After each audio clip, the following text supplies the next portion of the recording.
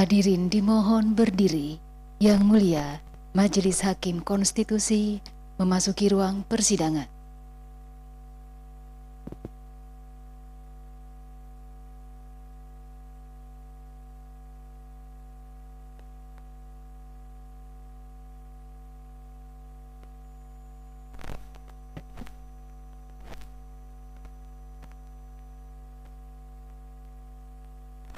Hadirin disilakan duduk kembali.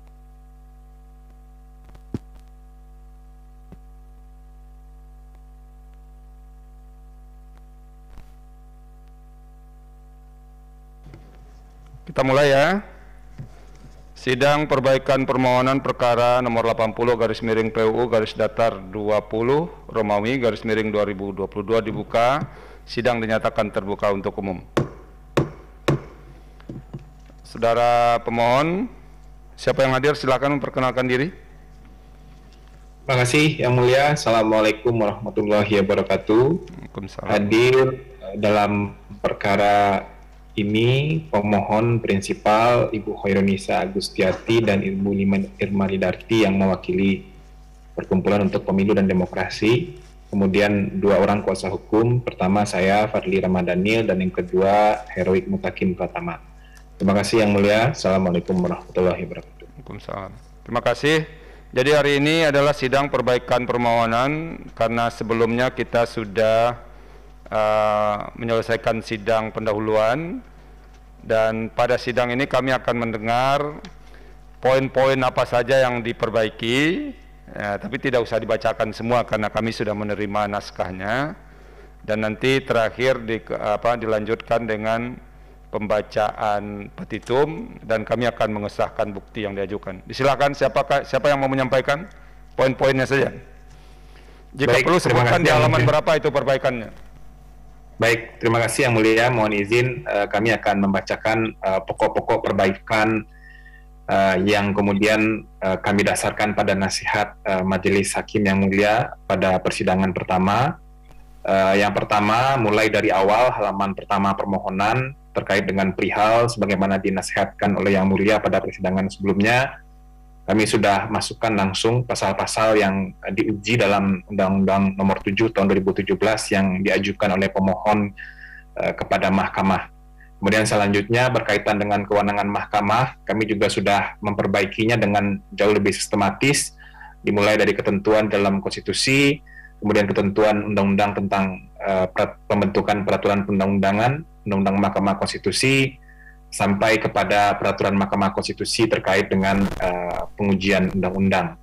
Dan di bagian terakhir kewenangan Mahkamah, kami juga sudah menjelaskan terkait dengan pasal-pasal yang kami uji dan pertentangannya dengan atau batu uji yang kami gunakan di dalam Undang-Undang Dasar Negara Republik Indonesia tahun 1945, dan karena ini adalah pengujian undang-undang terhadap Undang-Undang Dasar, menurut pemohon, Mahkamah berwenang untuk menerima, memeriksa, dan memutus permohonan ini.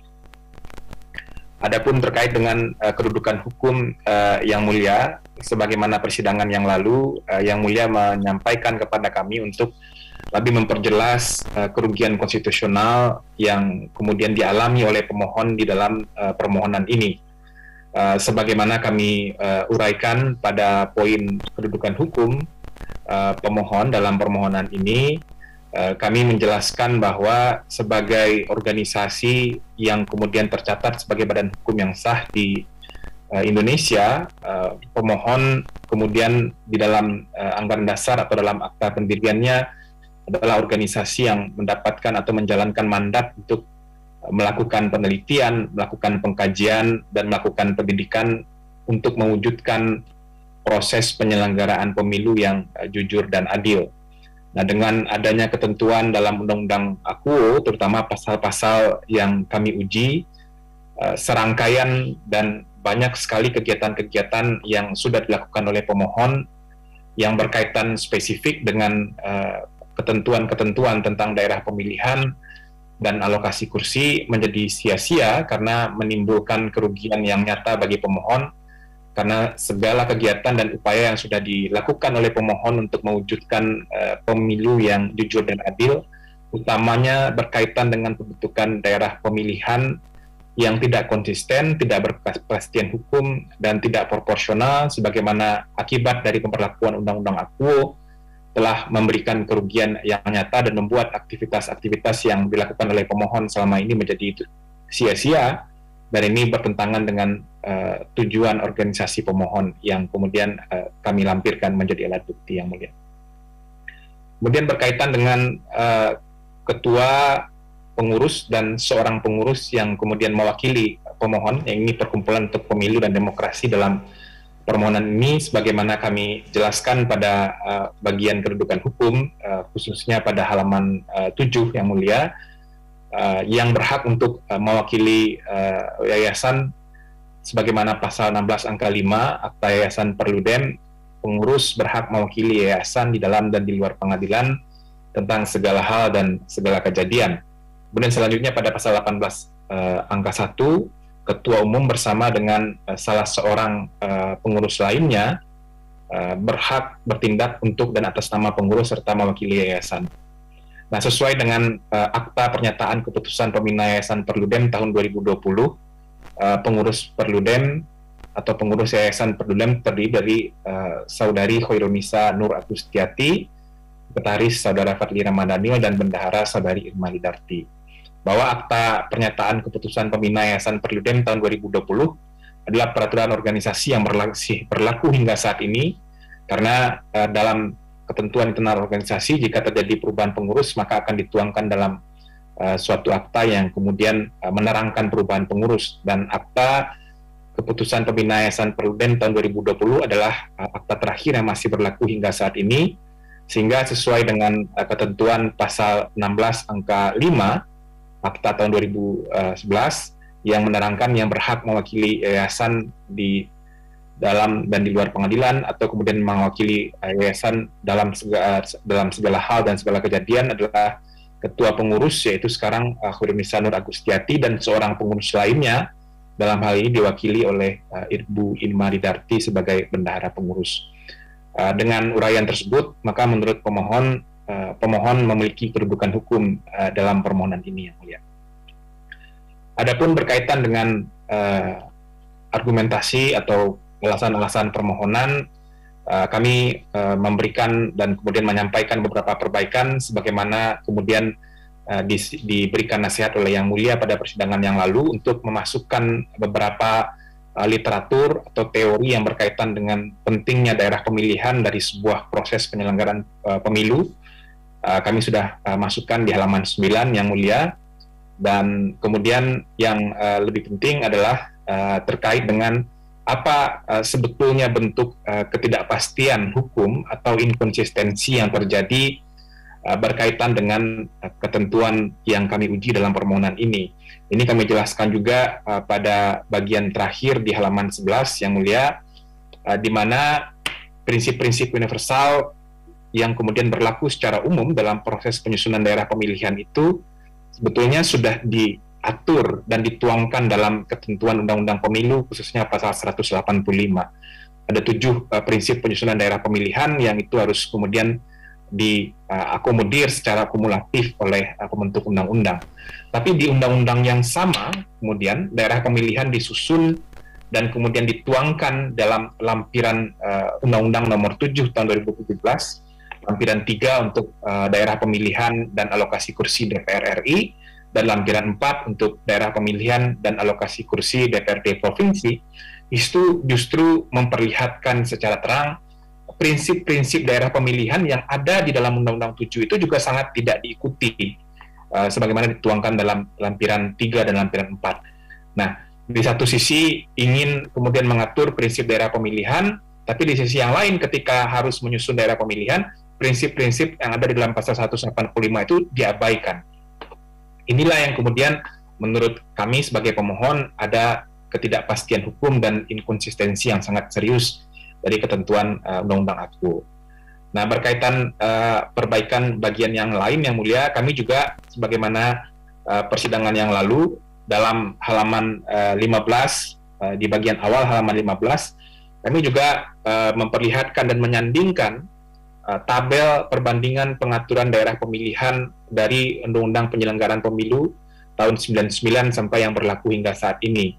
Kita bisa lihat bagaimana di dalam Undang-Undang Nomor 3 tahun 99 pengaturan daerah pemilihan mulai DPR, DPRD provinsi dan DPRD kabupaten kota itu semuanya menjadi kewenangan KPU yang dilihat.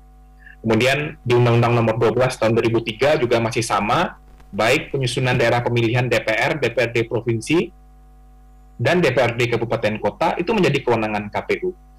Di Undang-Undang Nomor 10 tahun 2008 mulai terjadi pergeseran, tapi pergeseran itu hanya untuk pemilu DPR RI, di mana daerah pemilihan dan alokasi kursi untuk pemilu DPR RI itu menjadi lampiran Undang-Undang Pemilu. Sementara DPRD provinsi dan DPRD kabupaten kota masih menjadi kewenangan KPU, yang daerah pemilihan itu diatur melalui peraturan KPU. Di Undang-Undang Nomor 8 tahun 2012 itu masih sama dengan Undang-Undang Nomor 10 tahun 2008, di mana yang menjadi lampiran undang-undang hanyalah daerah pemilihan dan alokasi kursi untuk pemilu DPR. Sementara DPRD provinsi dan DPRD kabupaten kota itu menjadi kewenangan KPU yang kemudian diatur melalui peraturan KPU. Nah, barulah kemudian di dalam Undang-Undang Akuo terjadi perubahan yang cukup signifikan, dan menurut kami ini persoalan yang sangat serius, di mana lampiran Undang-Undang 7 2017, yaitu lampiran 3 dan lampiran 4 adalah daerah pemilihan DPR RI dan DPRD provinsi. Nah, menurut kami ini adalah salah satu inkonsistensi yang sangat serius, yang kemudian menjadi sesuatu yang mengaburkan bagaimana penyusunan prinsip daerah pemilihan yang tidak demokratis dan tidak proporsional sebagaimana Undang-Undang Dasar 1945. Dan lebih lagi, menurut kami yang mulia, ini adalah bentuk konflik kepentingan yang sangat serius ya. Bagaimana kemudian partai politik yang ada di DPR, yang notabene juga adalah pembentuk undang-undang, dan di kesempatan yang sama mereka juga akan jadi peserta pemilu, tetapi mereka menentukan arena pertarungannya sendiri, yang pada saat ini kita bisa lihat akibatnya arena pertarungan yang mereka buat itu justru bertentangan dengan prinsip-prinsip universal penyusunan daerah pemilihan, yang prinsip universal itu juga sudah diakomodir dan diatur di dalam kerangka hukum pemilu kita, yaitu Undang-Undang Nomor 7 tahun 2017. Nah, pada bagian berikutnya kami sudah jelaskan yang mulia soal bagaimana bentuk tidak terpenuhinya prinsip-prinsip penyusunan daerah pemilihan itu, soal terkait dengan ketidaksetaraan nilai kursi, kemudian tidak adanya integritas wilayah, kami sudah sampaikan pada persidangan sebelumnya, dan soal bagaimana kemudian pembagian dan alokasi kursi yang tidak sejalan dengan jumlah penduduk, kami juga sudah sampaikan pada persidangan yang lalu. Dan sebelum menyampaikan petitum, kami ingin menjelaskan sedikit soal bagaimana kemudian ketentuan di dalam Undang-Undang Akuo telah kemudian juga mengunci tidak bisanya dilakukan penataan daerah pemilihan atau alokasi kursi untuk beberapa daerah yang dalam undang-undang yang dalam pemilu 2024 nanti berdasarkan data penduduk paling mutakhir, yaitu sensus penduduk tahun 2020, itu membutuhkan perubahan jumlah kursi. Tapi itu sama sekali tidak bisa dilakukan karena daerah pemilihannya sudah dikunci menjadi lampiran undang-undang pemilu. Nah, ini kami tambahkan di halaman 26 dan 27 dalam permohonan kami yang mulia. Termasuk juga penataan alokasi kursi dan daerah pemilihan untuk daerah otonomi baru, khususnya 3 provinsi baru di Papua, itu membutuhkan penataan daerah pemilihan dan alokasi kursi, tapi tidak bisa dilakukan karena dapil DPRD provinsi itu adalah lampiran undang-undang pemilu. Nah, terakhir terkait dengan pentingnya menyegerakan proses pembaik saat ini, kami menyampaikan di halaman 230 bahwa Komisi Pemilihan Umum sudah memulai tahapan pemilu dan itu dituangkan dalam Peraturan KPU Nomor 3 tahun 2020 tentang tahapan dan jadwal penyelenggaraan pemilu.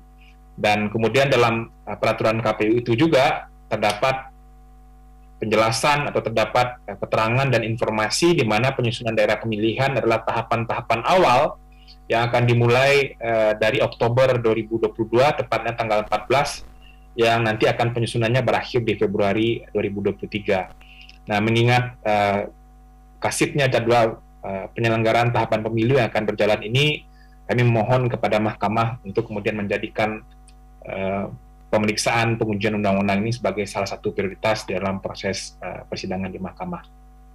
Kalau diizinkan kami langsung ke petitum, Yang Mulia. Silakan. Berdasarkan uraian argumentasi yang telah kami sampaikan, pemohon memohon kepada Mahkamah untuk memutus permohonan ini sebagai berikut. Dalam provisi, 1. Mengabulkan permohonan provisi untuk seluruhnya. 2. Meminta kepada Mahkamah untuk menjadikan permohonan ini sebagai prioritas dalam pemeriksaan. Dalam pokok perkara, 1. Mengabulkan permohonan yang dimohonkan oleh pemohon untuk seluruhnya. 2. Menyatakan pasal 187 ayat 1 Undang-Undang Nomor 7 Tahun 2017 tentang Pemilihan Umum bertentangan dengan Undang-Undang Dasar Negara Republik Indonesia 1945 dan tidak memiliki kekuatan hukum mengikat sepanjang tidak dimaknai daerah pemilihan anggota DPR adalah provinsi, kabupaten kota, atau gabungan kabupaten kota yang penyusunannya didasarkan pada ketentuan dalam pasal 185. 3. Menyatakan pasal 187 ayat 5 Undang-Undang Nomor 7 Tahun 2017 tentang Pemilihan Umum bertentangan dengan Undang-Undang Dasar Negara Republik Indonesia tahun 1945 dan tidak memiliki kekuatan hukum mengikat sepanjang tidak dimaknai daerah pemilihan sebagaimana dimaksud pada ayat 1 dan jumlah kursi setiap daerah pemilihan anggota DPR sebagaimana dimaksud pada ayat 2 diatur dalam peraturan KPU. 4. Menyatakan lampiran 3 tentang daerah pemilihan anggota Dewan Perwakilan Rakyat Republik Indonesia Undang-Undang Nomor 7 Tahun 2017 tentang Pemilihan Umum bertentangan dengan Undang-Undang Dasar Negara Republik Indonesia tahun 1945 dan tidak memiliki kekuatan hukum mengikat. 5. Menyatakan pasal 189 ayat 1 Undang-Undang Nomor 7 Tahun 2017 tentang Pemilihan Umum bertentangan dengan Undang-Undang Dasar Negara Republik Indonesia tahun 1945 dan tidak memiliki kekuatan hukum mengikat sepanjang tidak dimaknai daerah pemilihan anggota DPRD provinsi adalah kabupaten atau kota atau gabungan kabupaten kota yang penyusunannya didasarkan pada ketentuan dalam pasal 185. 6. Menyatakan pasal 189 ayat 5 Undang-Undang Nomor 7 Tahun 2017 tentang Pemilihan Umum bertentangan dengan Undang-Undang Dasar Negara Republik Indonesia tahun 1945 dan tidak memiliki kekuatan hukum mengikat sepanjang tidak dimaknai daerah pemilihan sebagaimana dimaksud pada ayat 1 dan jumlah kursi setiap daerah pemilihan anggota DPRD provinsi sebagaimana dimaksud pada ayat 2 diatur dalam peraturan KPU. 7. Menyatakan lampiran 4 tentang daerah pemilihan anggota Dewan Perwakilan Rakyat Daerah Provinsi Undang-Undang Nomor 7 Tahun 2017 tentang Pemilihan Umum bertentangan dengan Undang-Undang Dasar Negara Republik Indonesia tahun 1945 dan tidak memiliki kekuatan hukum mengikat. 8. Menyatakan pasal 192 ayat 1 Undang-Undang Nomor 7 Tahun 2017 tentang Pemilihan Umum bertentangan dengan Undang-Undang Dasar Negara Republik Indonesia tahun 1945 dan tidak memiliki kekuatan hukum mengikat sepanjang tidak dimaknai daerah pemilihan anggota DPRD kabupaten kota adalah kecamatan atau gabungan kecamatan yang penyusunannya didasarkan pada ketentuan dalam pasal 185. 9. Memerintahkan amar putusan Majelis Hakim Konstitusi Republik Indonesia untuk dimuat dalam berita negara. Apabila Majelis Hakim Konstitusi berpendapat lain, kami mohon putusan seadil-adilnya. Ex aequo et bono. Pembacaan perbaikan permohonan selesai, Yang Mulia. Terima kasih. Assalamualaikum warahmatullahi wabarakatuh. Waalaikumsalam. Sebelum disahkan bukti ya, itu kalau dilihat dari jumlah ya, itu penyimpangan paling banyak itu dalam penyusunan dapil DPR RI atau DPRD provinsi dari data yang dimiliki Perludem. Mohon izin akan dijawab oleh Heroik Mutakin Pratama, Yang Mulia. Silakan. Untuk DPR RI ada 2 provinsi, Yang Mulia, khususnya untuk ini terlepas dari daerah baru ya yang tidak terakomodasi di dalamnya, karena ada beberapa daerah otonomi baru. Nah, ini yang ada yang eksis saja, itu coba dijelaskan.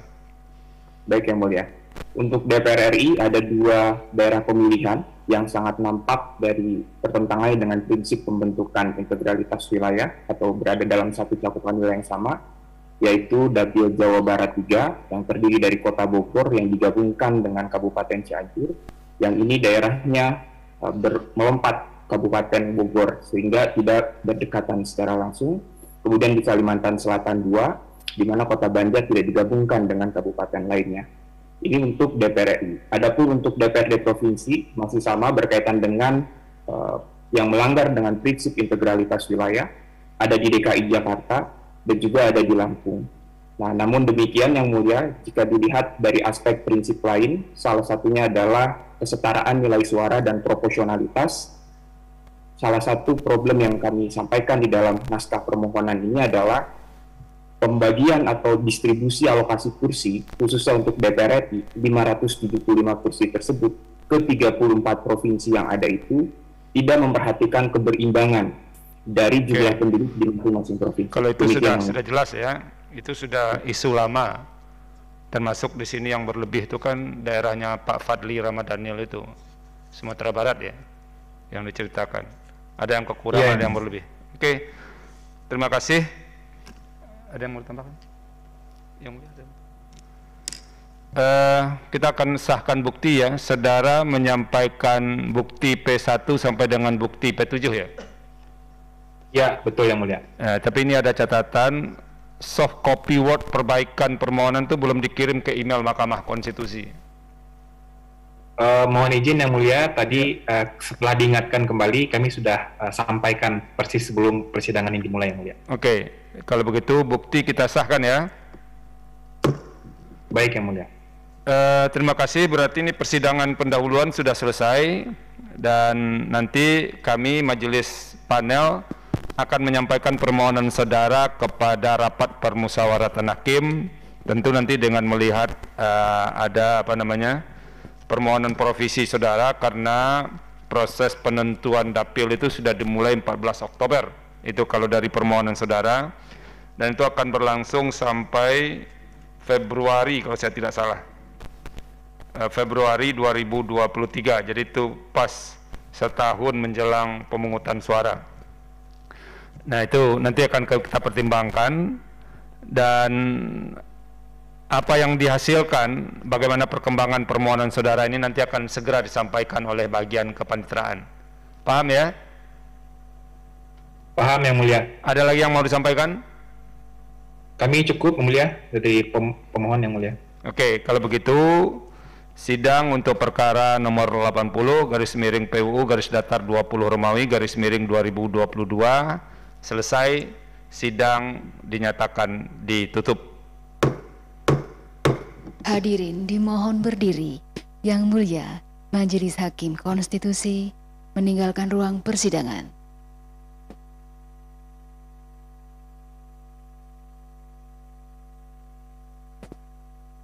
Hadirin disilakan duduk kembali.